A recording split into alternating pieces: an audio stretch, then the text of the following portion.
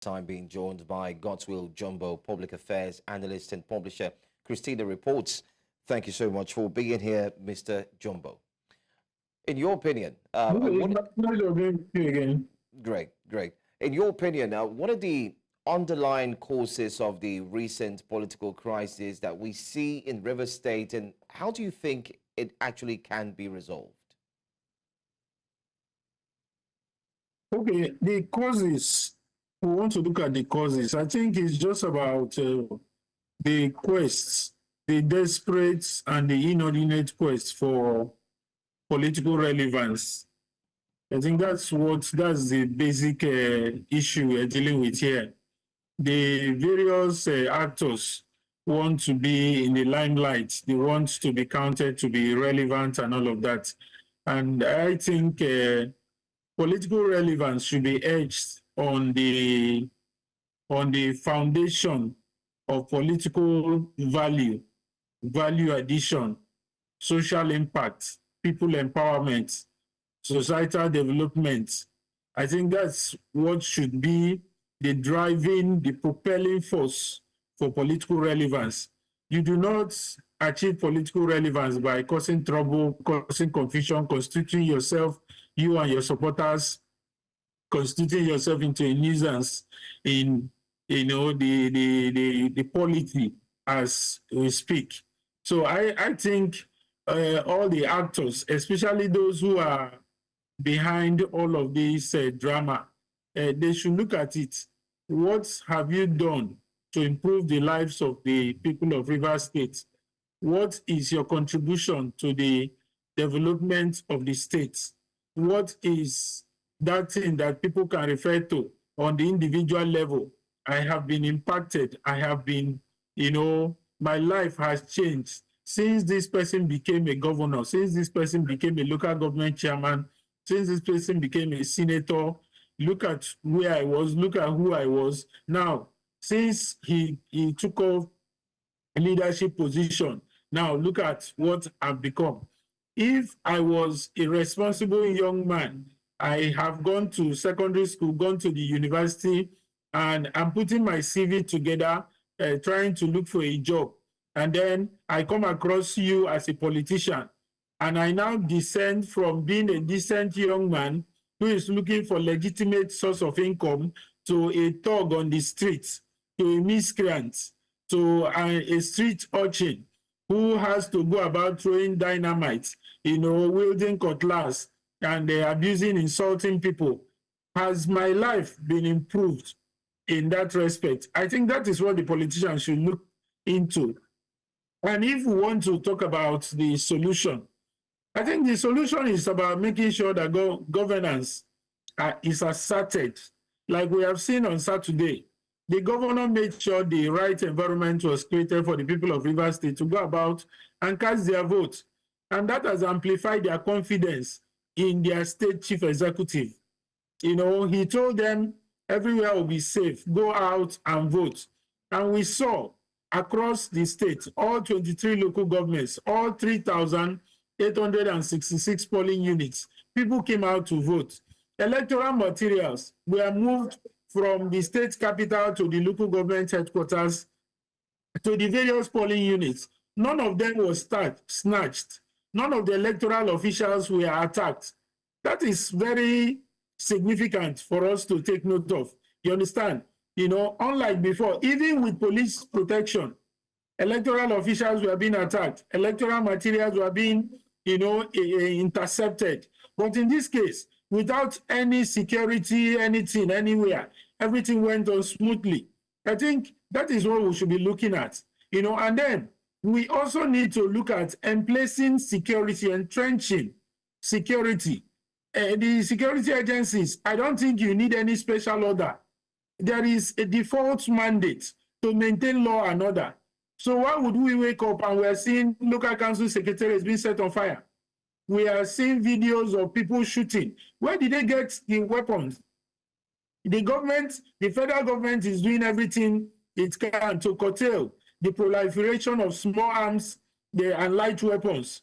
Where are these weapons coming from?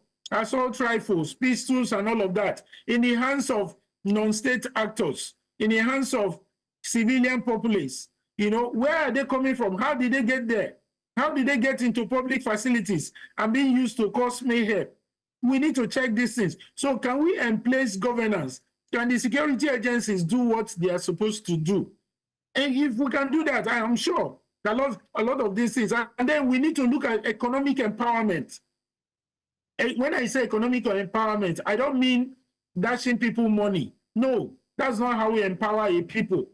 Create the right environment for people to pursue their aspirations, whether it is digital technology, whether it is, you know, petty trading, whether it is haulage, whether it is whatever it is, legitimate, you know, a pursuit of their endeavors.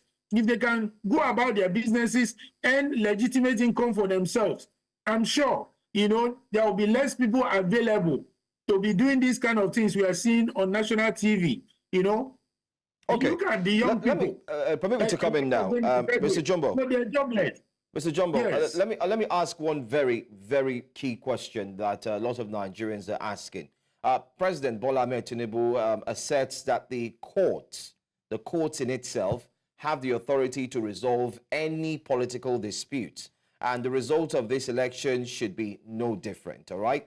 However, in previous statements, we did hear a former president, President Jonathan Goodluck Ebele, claim that one of the problems impeding democracy was conflicting court orders issued by courts of concurrent jurisdiction, just as we've seen in the case of River State, where we had one ruling, we also had another one. So if the judges decide everything, my question to you this morning is there any use with elections? Is there any use for Nigerians to go ahead and engage in elections if at the end of the day, they will still end up going to the courts? Okay, you know, I will begin by saying that in contemplating, in formulating Nigerian laws, you find, I don't know whether it is a conscious or an unconscious attempt to create loopholes in our laws, you know, that now serve as enablers for some of these judges that people perceive to be corrupt, to now leverage, to now be giving judgments that and court orders that are conflicting, that are unwholesome, that are morally deplorable. I mean, people have a process is being set up to bring development, to entrench progress in the polity.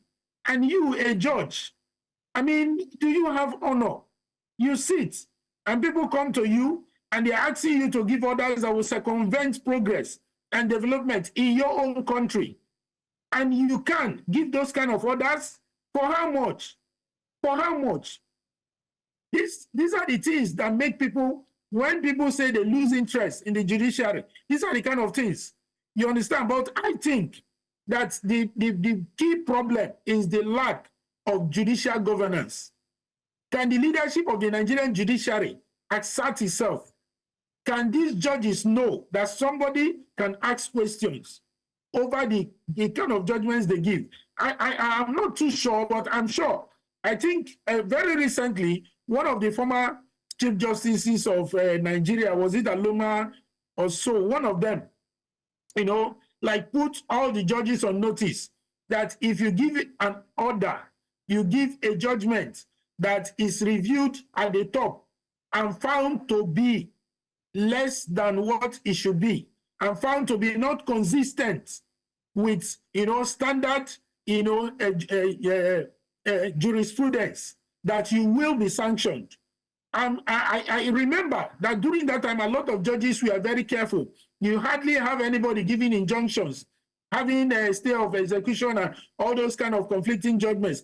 How can a judge know that this court order I'm giving now, another court, you know, of coordinate jurisdiction has given an order with respect to this, and you are giving that same order, which you know it's ultra vires, it cannot be acted upon, and you still go ahead and give it, and now serve as an enabler for crisis entrepreneurs in the polity.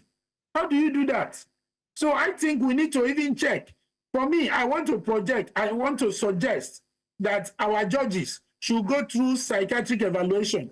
We may not know who is all right and who is not. Can the Chief Judge of Nigeria compel all the judges in Nigeria to undergo psychiatric evaluation? Let's even know who is all right and who is not. What is this thing we are doing? Especially in the case of River State, you find on one issue, you could have as many as 5, court orders on the same issue. How? For people who went to law school, who studied law in the university, for some of us who are laymen on the streets, understand these things, and then a judge, in his honor, in his respect, can give this kind of, it begins to erode the confidence of the people in the electoral process. Mr. So look at what has happened on Saturday. Absolutely. People went to vote, and they are confident of the outcome and they are celebrating it. Mr. Jumbo, I want to say thank you so much. I want to say thank you so much for joining us. We're currently out of time for this conversation. Thank you. Thank you for your time. My pleasure. All right. Always a call away. Thank you.